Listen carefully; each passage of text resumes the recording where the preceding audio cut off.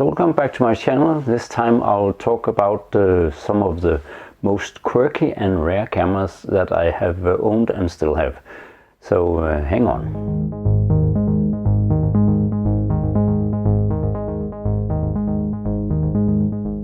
As I said, today is a video about the most quirky and rare cameras that I have. So let's have a look at some of them. The first one is this Mirando Autosensorics EE.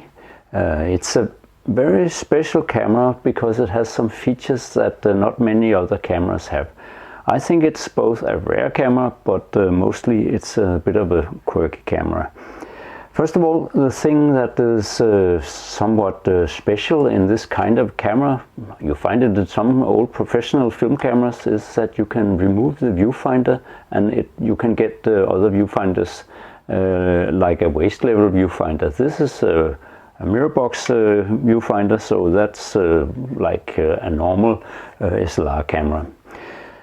Another thing that makes this camera a bit quirky is that if I remove the lens, it has a very special bayonet that is special to this camera.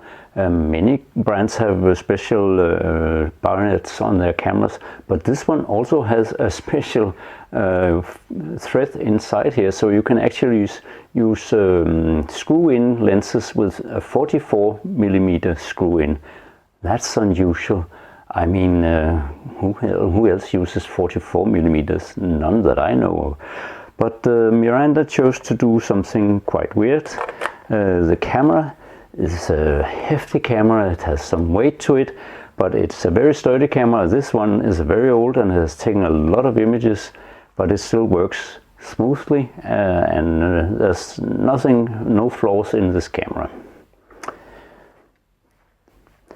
The next camera I'll talk about is this very special Sony camera, a Sony F828. This camera is quirky in many ways. First of all, of course, the way you can swivel the body itself, not like the viewfinder or something else. You swivel the whole body, so the viewfinder and the LCD now turns upwards, and you can use it like this, or you can do like this and use it in a normal way. It has a big lens and it has a lot of different features in it. One of the most quirky ones is that you can actually remove the IR cut filter in this camera. That's why on front of it I right now have a filter for cutting out usual light, so the camera only sees infrared. And I'll come back with some images from this camera shot in the infrared mode, and also review it in the infrared mode. But I have done a review of the camera previously, so you can find that on my channel. Another camera that I have showed you a couple of times, and I have also made some reviews of it, or made a review of it, is the Horizon Kompakt. This is also a very special camera due to one major factor, and that is that the lens is swiveling around, or rather it turns in a half circle in front of the film. And also the film plane in this camera is very special because it is rounded. So very quirky camera with a very quirky way of loading the film. It's very hard to do, and you have to get it exactly right, because otherwise the film won't lie flat, or rather lie curved flat. But a very special camera, and I love it a lot because it takes panoramic images, and that's not so many cameras that can do that on film and do it properly. This one makes quite sharp images. The lens is quite good, but it is a quirky camera. Another quirky camera that also is a panoramic camera is this. It looks like a toy, and yeah, it's to some degree it is a toy actually. This one has a flat film plane, but it also takes panoramic images. The thing about this one is that contrary to the Horizon Kompakt, this lens is not very sharp, so the outer edges of the images will not be exactly sharp. In the middle it's sort of okay. It's a plastic lens, and it only has like 2 f-stops to choose between, and they're not very much different. And it has one shutter speed for 1/100th of a second, and it has bulb mode as well. That's it. So there's not much to this camera, but I love to shoot with it. And one of the crazy things about this one is that you can actually expose the whole film, so that you get the sprockets also exposed, and that's why it's called Sprocket Rocket. Some people like this camera, some people hate it. I tend to like it a lot. It gives very special look to the images. I don't shoot for like landscapes or stuff like that, because I would like them sharp, but I use it for a lot of creative stuff. So this is a very special camera, very, very special. And actually I chose it in yellow because I want people to think that it's just a toy. So I can take images of anything because people don't really think that it's a camera. Okay, these were cameras you can buy. This camera is not one you can buy. I've made a review of this camera. It's a tin that you can put a film into, and I have two sets of 2 holes here for pinhole photography, and the film actually lies in a curved plane on the back side away from the hole that exposes the film. This is of course a camera I made myself, but this is really a quirky camera.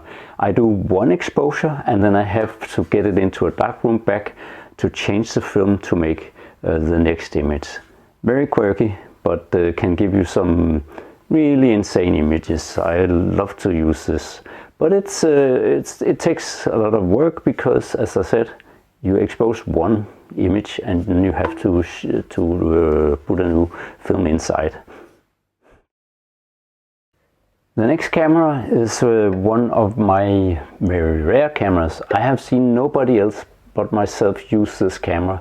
It's called RealitySoSubtle, and it's a pinhole camera that uses 120 film for a format of 6x17. It has 2 pinholes, so you can actually use either of these to change the perspective that you're photographing. And if you watch it on the inside, then this camera is also very special because it has a rounded film plane. So the film curves around here. Yeah, very special camera, and I love the images that come out of it. On a film, on 120 film, you do 4 images in this format, so it's a bit costly to use, but the images that come out are just gorgeous. Of course it has the usual flaws, or what you might call it, that the pinhole cameras have. That you have to expose for a very long time, and you have to remember reciprocity for your film, the film that you use. Some films have a low reciprocity, some have very high, so sometimes you have to expose like 3 times what you would expect to get good images. But it's a very nice camera, and very special to use, but I love it. Another camera that is also very rare is this Topcon UNI, and it's also a very quirky camera at the same time. So actually it's both. If you hear the sound of it, it's a very noisy camera. I'll just set the shutter speed to something else on 1 second. Let's do 1/60th. It has a very pronounced mirror slap, and it also shakes a bit, but I can live with that. But one of the things that makes it so quirky is that the lens looks very odd. It has something sticking out here that sticks into the lens mount here, and the lens mount is very special. Nobody else but Topcon used this mount for a few of their cameras before going on with something else. But the thing that makes this most quirky and most rare also is that it actually has a built-in leaf shutter in the camera body. Not in the lens. There's the aperture is in the lens, but it's set on the camera. You set it here on a ring in front, and then you set the shutter speed here, and the shutter is in the camera, of course, but it's a leaf shutter. The last very rare camera is the Mamiya ZD. It was only produced in 2,000 examples, so very few out on the market, and I got one of the few that were available in my country, in Denmark. I have already done a first impressions video on this camera, and I'm about to make my long-term review of this camera, and also make reviews of some of the lenses I got for it. But it's a very special camera because it's a huge medium format sensor that's in this camera. It's a SLR camera, and it also has some very quirky ways to make, for instance, this status display on the top. So it's really quirky. But I love this camera. It makes really nice images. It's a CCD based sensor. As I said, very large sensor, so I love the outcome of what this camera can do. It's heavy, but it's also feel quite sturdy. It is said to break easily, but I have no problems so far with mine. So I hope it will stay alive for many years to come, because this is one of the cameras that I really want to keep. Nice camera, and I love the images from it.